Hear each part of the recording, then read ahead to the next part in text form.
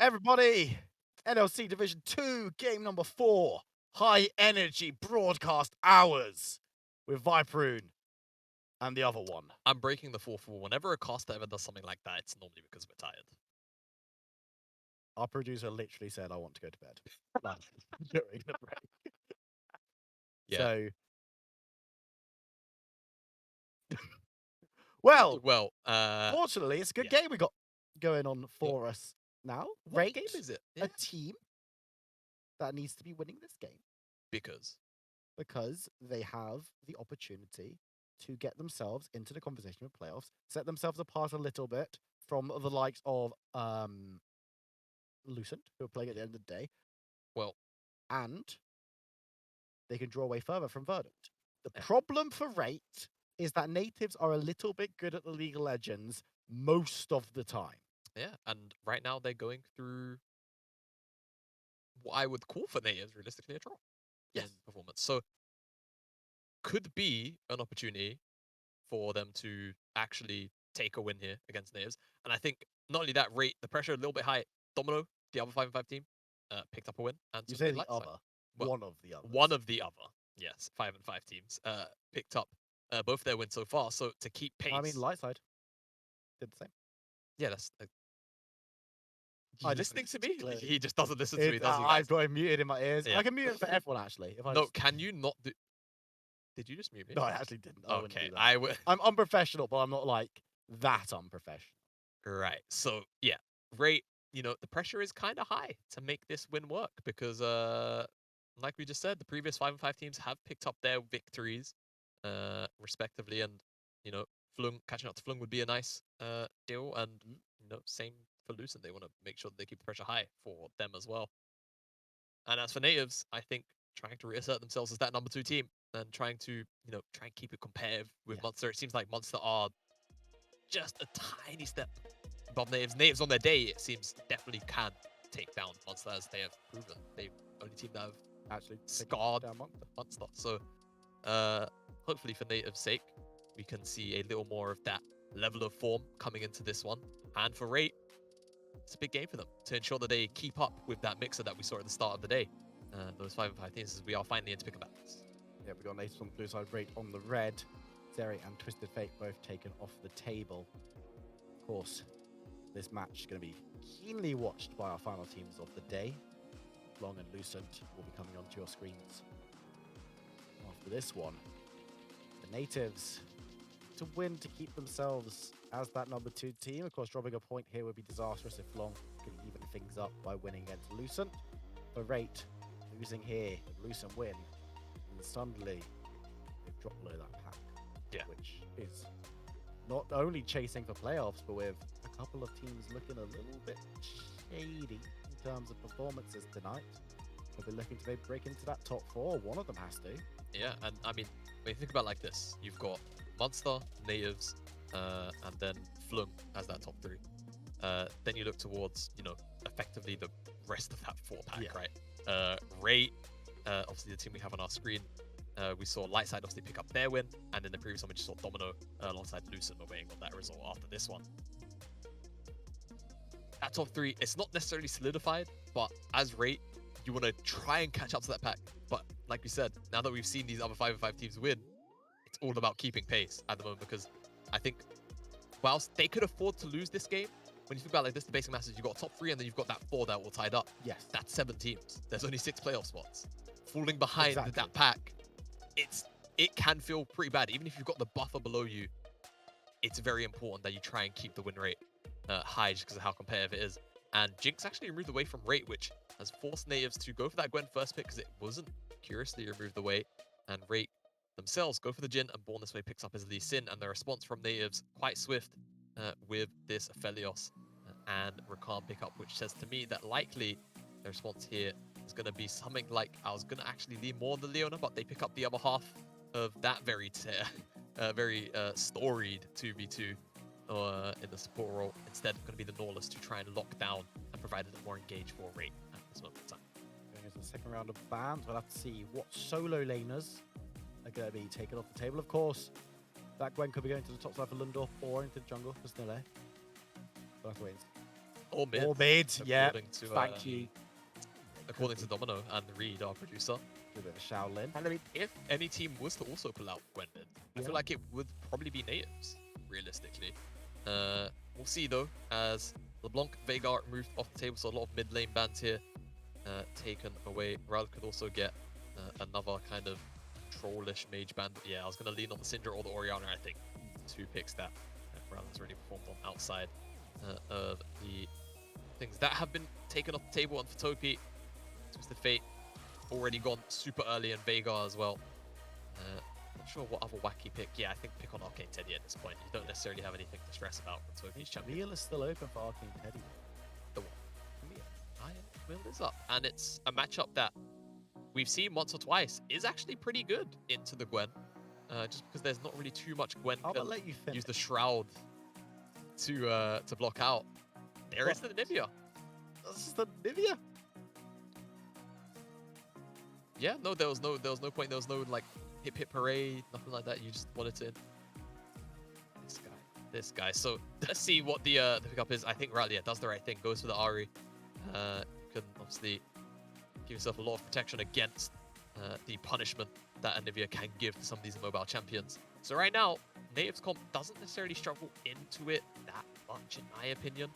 And I think the Jarvan here would round out the comp. Yeah, just because now you have a primary form of engage. You've got the Rakan, which is going to always follow up with that. You've got Ari that's going to follow in and can, at a whim, always dodge out. I do worry for Snillate on this Jarvan. I think he might be thrown to the wolves a little bit in terms of he's just going to be a body to get things going for Nativz, especially when Anivia's in the game. Once you're in as Jarvan, typically you're in. So let's see how things go for him on this pick. As great round this draft. That would be a card. Is there like a top lane NLC group chat where they're just all playing? Where Shikari's like carries. By the way, hey, Akali top, pretty nice. I mean, Akali. The thing is, Akali has been good for a little while in the top lane. Even if they, they picked on some of the more tankier versions of this champion, can still be very comfortably played up there.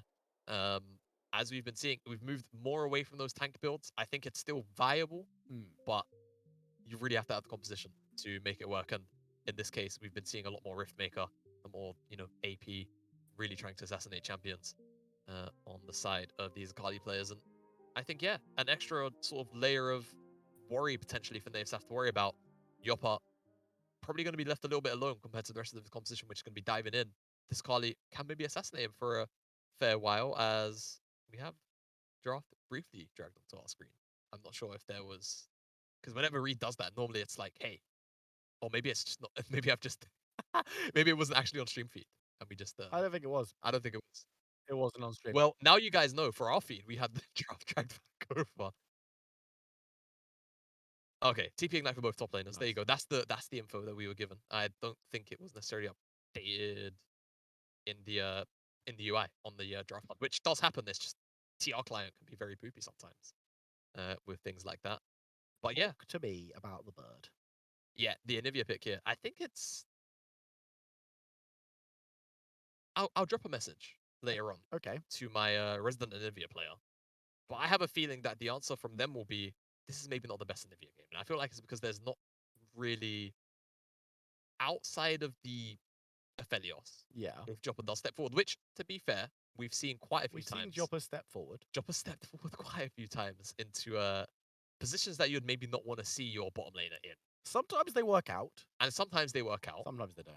Other times, and it feels like the other times happens a lot more frequently. Yeah. That they don't. And Anivia definitely can punish that. And more aptly, I suppose, Topi, definitely the king of picking up these kind of more unorthodox mid lane champions that you don't necessarily see too often, and makes them work quite comfortably. And I'm pretty sure, if memory serves me right, I've seen Topi pilot Anivia before. Whether it was this split or whether it was in the UKLC last year. Have to get the good old historians on that one. We talk about these historians a lot. Where the historian is Reed. No, the historian is Reed. Is Reed our historian? I think so. Do we just outsource our prep on broadcast to our producer? Yes. I mean, Reed likes it. I think. I don't. Does he? I think so. Reed likes giving us weird stats and stuff. This is true. He does. Fair. Yes, I wouldn't pick on him too much. But let's talk about this game, because Nativz, like we said, kind of our solidified currently Second place team. Munster 2 wins, 3 wins actually now ahead of the pack. Nativz, if they have any hope of catching Munster, they have to pick up this win here today. Most certainly. And I think importantly as well, considering the nature of the Flung-Lucent matchup, Flung only 1 win behind. They are trailing quite closely behind them as Dredgeline goes wide by Peep. And yeah, that scoreboard or the table definitely very important to reference as we close in towards the back end of the second round robin. Still a little whiles to go on it, but nonetheless, something we will keenly track. So last Thursday, there you go. it was the day I wasn't here. Yeah. Which makes sense. So Topi pulled out the interview last week. Goes to, I've had a bit of a busy weekend, so I apologize for not. I was in the sky on Thursday. He was in the sky on Thursday. I was preparing to be in the sky on the weekend. I didn't quite catch the rate game out of any of the games that I did catch on Thursday, unfortunately, which shout out to Solari, was here with Archer on Thursday. Both did a fantastic job. You're not giving Arkram a shout out as well? Or? Well, Arkram comes in every once in a while. I'll give Solari the shout out because she was actually a guest on the broadcast, Will. Common etiquette, but not only that, she absolutely smashed it. So true. Very true. Looking back towards this game, junglers haven't done anything too interesting.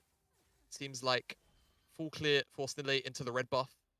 Leaving out the Raptors now pathing towards the bottom side, but there's a ward there. However, Lowfire and Peep have actually stepped up relatively far forward. Other pings will come in. However, look at Born this way. Actually here for this could a bit be of a cut-off. proper scrap. Nice knock up. Won't be caught out by Deadly Flourish. Snille moves in towards the mid lane. There's priority for Ill, and Ari just gonna zone Born this way and Peep away from making any more aggressive plays. So the fight will peter out, but a nice bit of early aggression from Jarvan and Lee Sin, which on these champions you'd hope you'd see. Yeah, exactly. Born this way, 3 camp, 4 camp really. Let's try and find that, and I'm pretty sure that Ral knows this is going on, so he's going to try and play a little bit of disturbance. And look at the minimap. Snille's on his way. Please be careful. Charmed up. Wow. The knockout comes through on Clocks. First blood. Secured with the flag. Snille. Another solo kill for Jarvan. Yeah, solo kill for Jarvan. Nothing to see here. Nothing out of the ordinary. That was a lot of damage. Yes, it really was. I'm kind of... I want to request a replay just if I can see why Ari nearly 100 to 0'd Lee Sin at level 4 to level 3. But yeah, very clean stuff. The ward was still there to catch out that rotation, the attempted counter jungle from Born this way. And Snille is there to capitalize for the solo kill. So great stuff. As another from Clocks once again is Lowfire burning. He's been a little bit careful. He's stumbling out. Should be fine. Deadly Flourish gets the root, but no one on Nativz is particularly low, looking to turn towards Clocks. That was quite a big 4th shot for this early in the game as Peep will step back. Members are joining. Nativz will be the ones getting the reinforcements. A dive unlikely at this juncture, especially into a Nautilus, and that flag will just show that nothing is afoot. But close run thing for both sides, actually. Yeah, oh, I definitely think so. And not only that, it seemed like Nativz wanted to make a dive work, but Born this way was on his way. As let's see, because he's full HP when this starts. So is it like the little chickens giving a little bit of extra damage? I mean, between the all attacks weaved in, I mean, I guess, but it just looks like so much. The Ignite came down early as well. It makes sense, but it just looked weird in the moment. As of course, we did see Clocks come in to assist. I mean, I beg your pardon. Snille finding the solo kill on that counter jungle there, punishing the Lee Sin for trying to take away his jungle camps. And now, speaking of the Lee Sin, has found an opportunity to solo up this dragon. Reads the map, sees both these bottom laners have reset, and has that ward to cover the entrance to the river. Sees that Clocks isn't quite here. Fortunately for him, Clocks did open up on the top side of the map, as opposed to the bottom side towards this mid lane. Definitely looks a little bit different now. Topi has flash, but a flash engage forward, a snap engage that quickly could actually catch Topi off guard. A spot coming in from Peep on the bot side though, so Nativz aren't careful. That would have been a disastrous play, but they decide not to go for it regardless. Picking up the steal on the chickens, and looks like a reset coming through for Clocks. Two teams threatening a great deal in the early stages, but all that's really been gained is a kill on one side and an Infernal Dragon on the other. Yeah, but I will say, even in that brief moment, Topi probably could have shoved out the wave if there was no threat of presence from Nativz there. So whilst that doesn't kind of look like a bit of a nothing, Nativz, for that hover, from Clocks opening out to the top side and just sitting there in the top rush with Snille, they do get Topi's teleport, I beg your pardon. So, you know, they still get a little something out of it. An advantage that they can potentially leverage. And yeah, I mean, Arcantedi been chunking at this for a little while. Ooh, Lundorf. A lot of damage coming out of Arcantedi, but 1-for-1. he'll burn down to the tower shot and the ignite. That's the power of the ignite TP strat. Top lane is traded. Yeah, and Arcantedi, no stranger to the early aggression in lane, finds his solo kill. 1-for-1 in the end, just about ate that final tower shot. And additionally, the needlework just about barely came out. And that means 1-for-1 happens. But if we could get a look at the top lane wave, because I think it's actually frozen for Arcantedi. Which, I mean, some of the creeps are crashing in now, but I think in the grand scheme of things, it's Lundorf that misses out a little bit more in terms of the total creeps missed. And I mean, the cannon, yeah, Reed knows. The cannon dies. Even if Arcantedi doesn't get the gold, he gets the XP. And at the end of the day, I think it's 90 XP for a cannon at this point in the game. So it's a lot of XP. Yeah, very notable. And Born This Way hanging around in the fog of war, moving on into vision. And Lundorf sees that and is like, I'm just going to hang around in this bush. You can't gank me so close to my tower, and this will allow me to pick up all of the minions in the wave. Now, Ariel needs to be careful. Dodges away from the stun, caught between a bird and a hard place. But will be able to move away. Born This Way again, unable to find the gank. But is definitely trying to be active on the map and is around Rift Herald. That could definitely be an option. But members of a Nativz on the same side of the map, so they will need to be careful. Yeah, Clocks has just not really spent that much time in lane so far this game. Level 4, spent Joppa, has hit level 6 quite early, and so has Lowfire actually, so doing a great job there for the roams.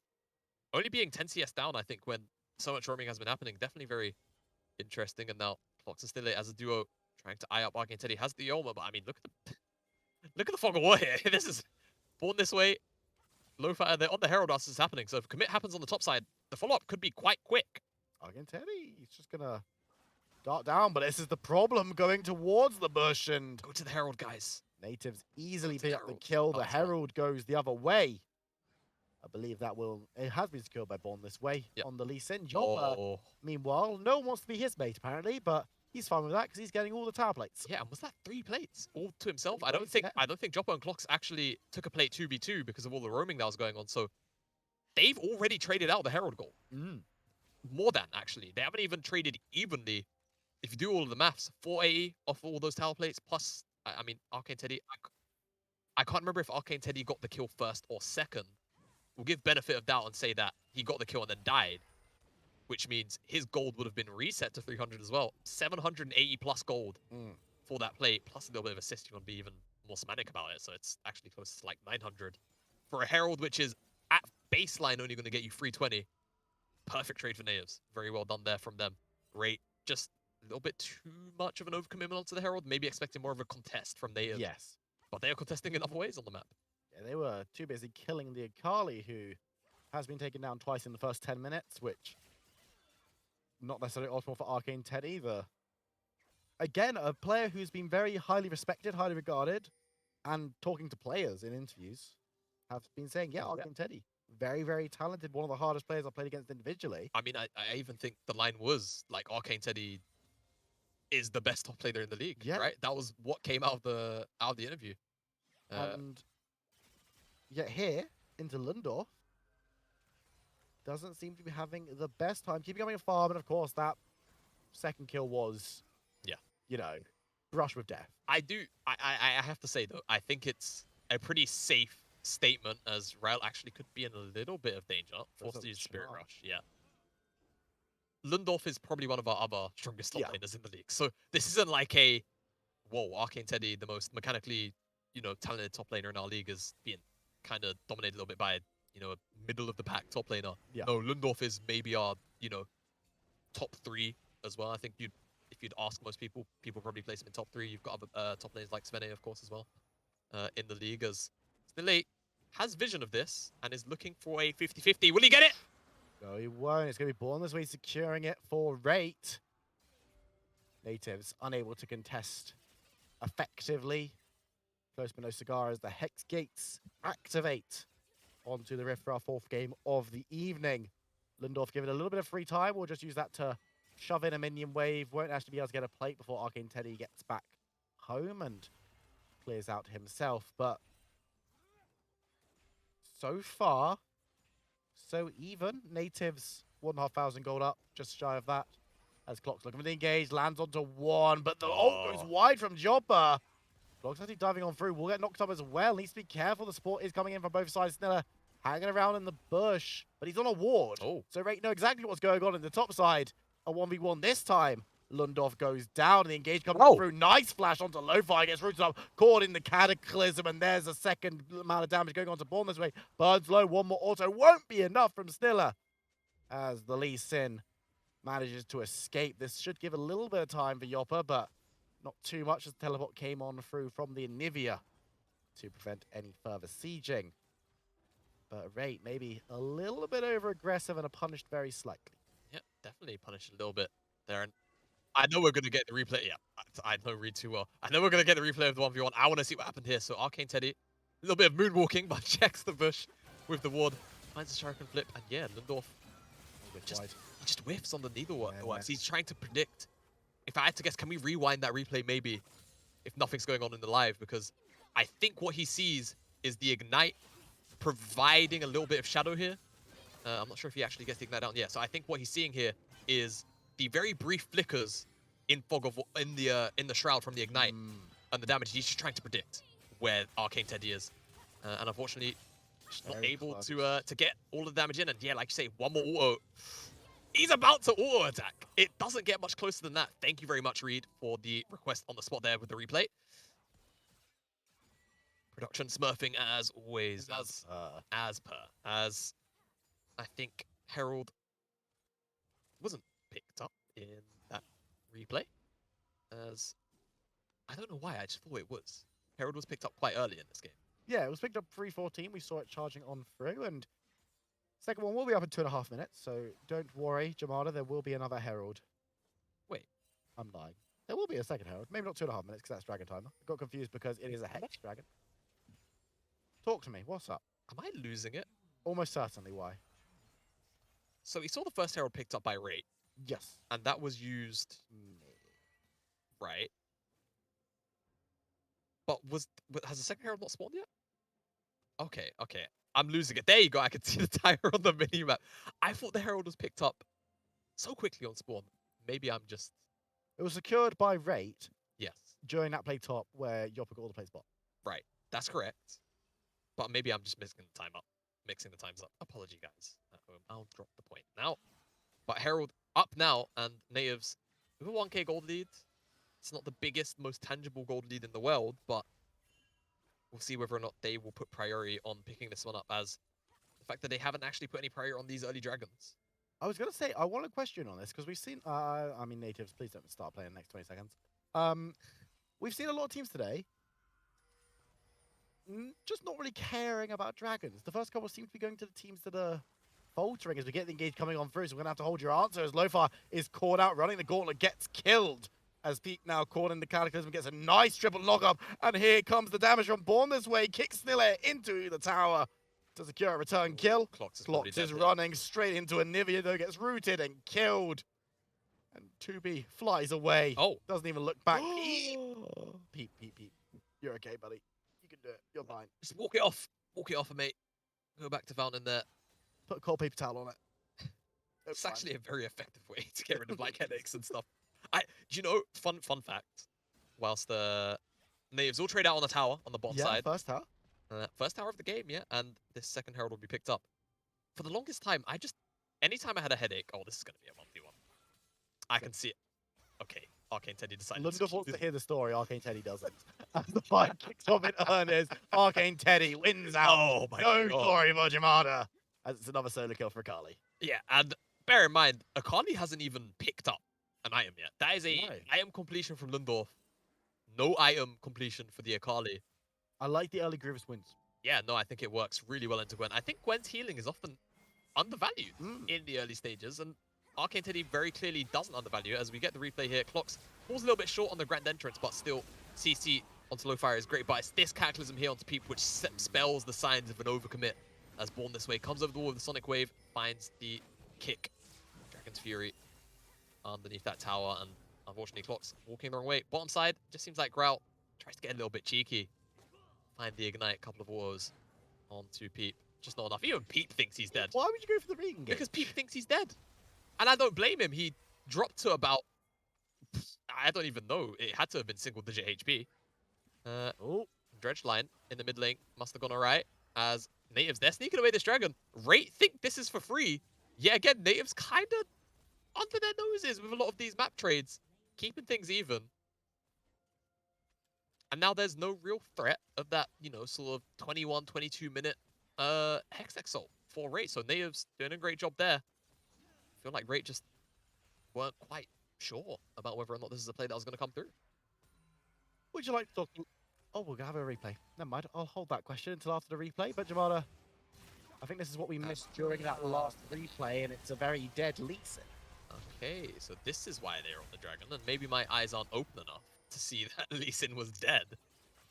And very much not able to contest as Lundorf skip away from the stun. Would we like to talk about side lanes, Jamada? Would you like to have that conversation? Yeah, I love having side lane conversations. So That's it, then yeah. now- Well, speaking of side lane, Into 2P, gonna get a lot of damage down, but of course the egg is evadable, and I think again, Rate get away, not single-digit help this time, but double-digit, almost certainly, as Olivia will be able to get the clear out.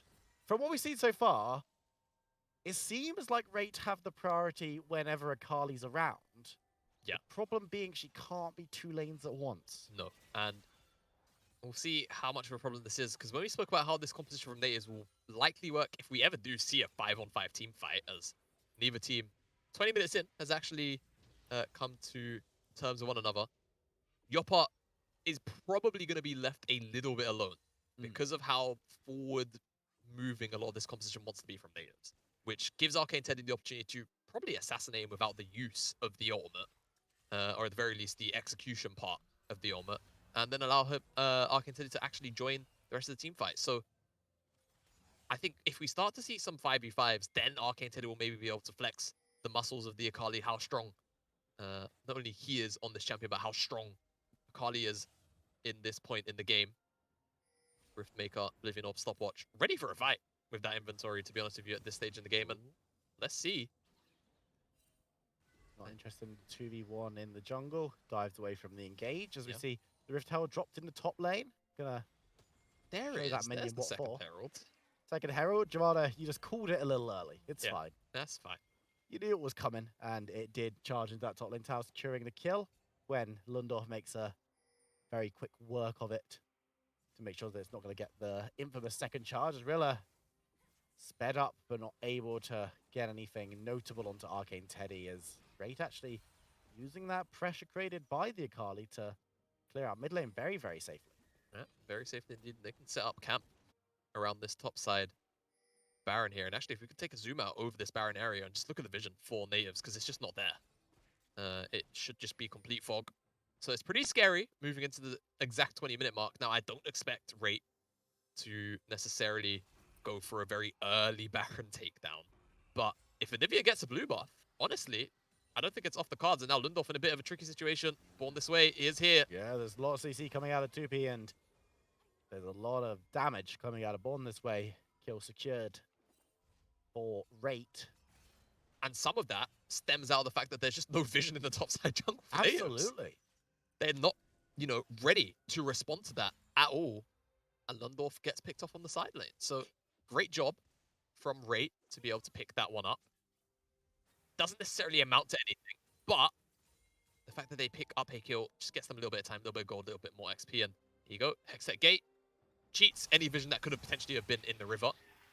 Though I guess technically it does catch the transit, but nonetheless, there isn't any vision. Born This Way comes out of Fog of War and absolutely murders Lundorf with his mid laner And these kind of things can continue to happen. And this is when, you know, Anivia kind of gets scary because let's say Anivia is playing through the mid lane, which in this instance she is.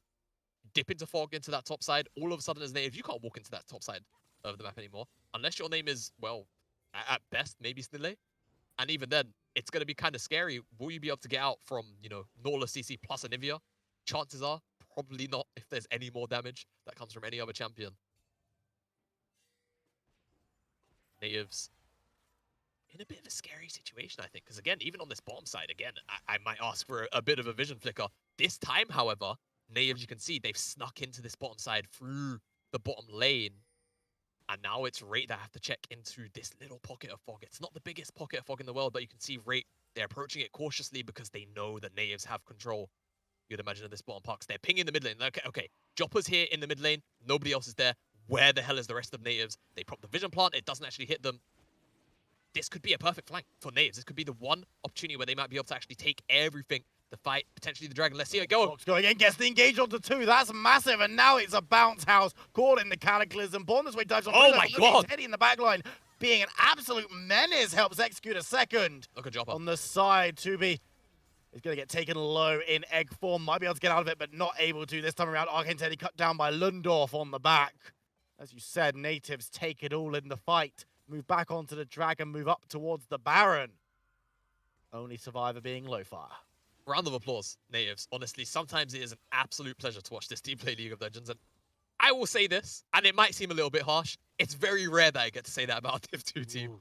And Nativz absolutely dismantle Rate in exactly the way that they'd probably have to in this moment in time. They recognize, okay, right now, if we approach Rate front to back, we kind of probably just get rolled, right? You've got to deal with the Anivia, you've got to deal with a Lee Sin kick from any of the dives. So what do? They sneak into the bottom side with their mobility. They set up a pocket of Fog of War, and Rate, they get flanked from their own side of the map, from their own jungle, from multiple angles. Absolutely brilliant stuff. The engage here from Clocks is amazing. Yes, the vision here doesn't, from the plant, catch onto Lowfire and the other key target, but he still gets knocked up, follows back in towards Snille, and this kick, the turnaround from Rate is fantastic. It's a 3-man kick into Arcane Teddy diving in, and whilst they do find the execution onto Ral, it doesn't really matter because the damage has already been done. Lee Sin was immediately killed. Pete on the Nautilus was already immediately killed, and Arcane Teddy with no more ultimate is able to be ran down, whilst Topi is pretty much left to the Wolves that are Jopper. And they pick up the second dragon, they pick up an amazing fight, and now maybe they can start to continue to find these small pockets to try and play around the Baron, because again, right now I think if they try and approach Rate in a straight up 5v5 where it's, you know, head on, they're probably going to end up losing more times than not. But if they can find more of these cheeky flanks from Clocks, from Snille, and they dismantle this kind of formation that Rate are trying to build up, then Native should have a very easy time from here on out. But still, again, it's about finding that setup because Rate have been so good at setting up vision around these objectives so far. Next objective that's coming up, likely to be the Baron buff, which is going to be a big contest point in the bot side. Lundorf could be in trouble. Born this way, Chase gone through. The Anivia super, super low.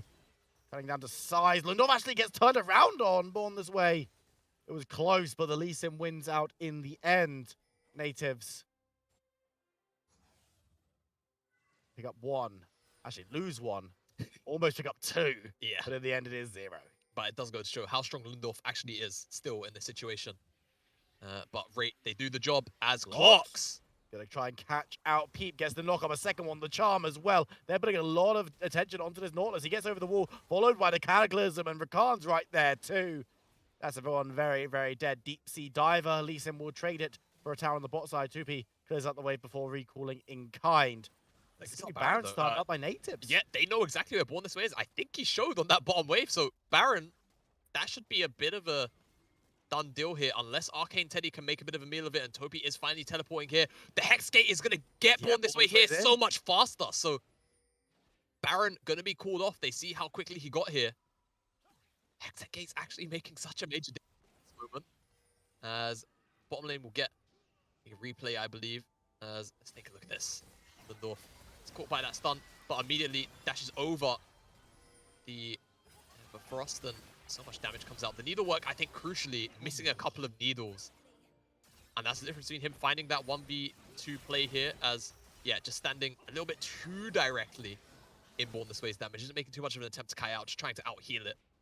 And I also think, fortunately, that dueling smite, that red smite, the sort of miniature exhaust that it gives you in that 1v1, really helping out Born this way. Otherwise, he might have potentially come close or a lot closer to losing that one.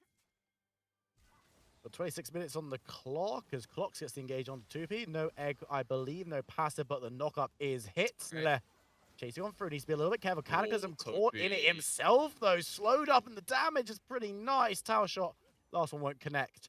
Jarvan will escape for now. Arcane Teddy could look for the execution, though. 3v1 is Brave from the Akali, and called off at the last moment. This game, another close one, with a nothing but close League of Legends so far today, which is what we love to see down in Division 2. On this way, clearing out those wolves and heading back into the mid lane. Very, very close. Look at the gold. There's not that much in it. 2 dragons apiece. Only 1 tower extra for rate. Things are on a knife's edge. Next port of call, are we talking about third dragon? Are we talking about Baron? It's a tough one to say. I feel like at this moment, you know, third dragon, it provides a lot of pressure for 5 minutes time for either team. But picking up a Baron here for either side could be absolutely game-ending, I think, given how explosive some of these fights have been. I think if you take a look at the minimap, Nativz have full control of the side lanes. It's rate that go down the mid lane for that shove there. But now the issue is, if you take a look at the bottom side river, Clocks is in a position where I don't think Rate actually know that he's here. So if he can just, you know, 007 it, keep himself quiet, as they'll have an idea that Ryle is going to be on the bottom side of the map. But this is, again, it's going to be another pincer. They're going to get flanked from their own side of the map again. Ray have seen this one before. How will they interact with it as they get peeked, come on through to kind of guard, but Clock's going into the pit, gets a lot of damage down on the dragon, has been slain by Born this way. The objective's secure, but will the fight? A lot of damage into the pit, but Sniller still standing just about. The rest of the team has collapsed in. Born this way goes over the wall, looks to Arcane Teddy, says bon voyage, and sends him on his way. You look furious. Furious? No, I'm pleased to see Nativz play like this. It's again, because if this is another team, I just feel like Rate have been setting up for a lot of these objectives relatively textbook. And in fact, I think by the book, page by page, paragraph by paragraph. But Nativz have read it. Nativz are just, they've read this book before. And they seem like they're on the next module. Because Nativz right now consistently are coming in with these massive flanks where they're setting up the long cons, they're breaking the line of sight.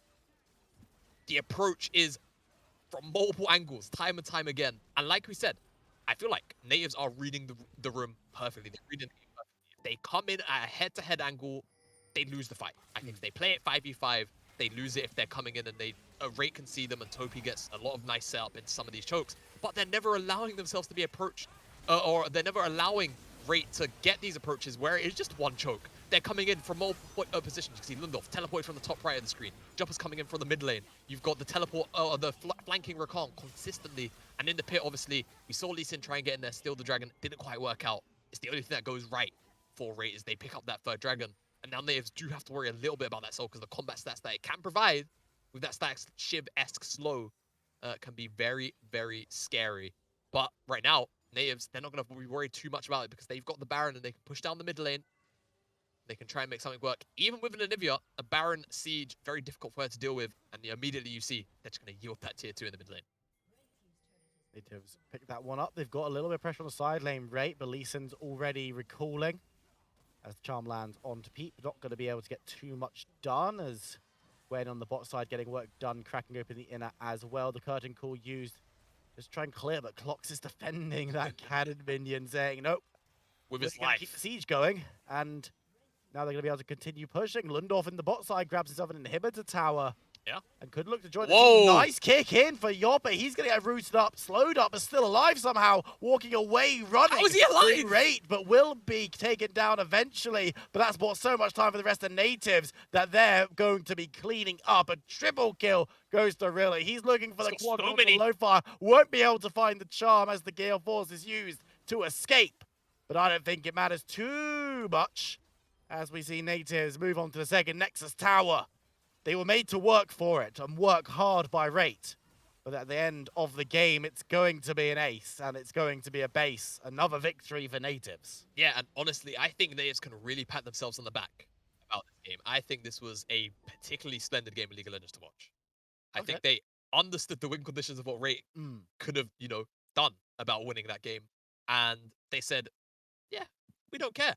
And those two dragon fights, those two setups, the pocket vision around that Tribush on the bottom side, and then that next dragon where they had clocks on the flank and they had a teleport ward ready for Lundorf. Mm. Spectacular stuff because Rate probably felt as safe as it gets with those setups. They were probably thinking, okay, we're going to have, a flank from the bottom side on their side of the map Yeah. both times and probably a frontal engage from the second dragon. It just didn't work like that.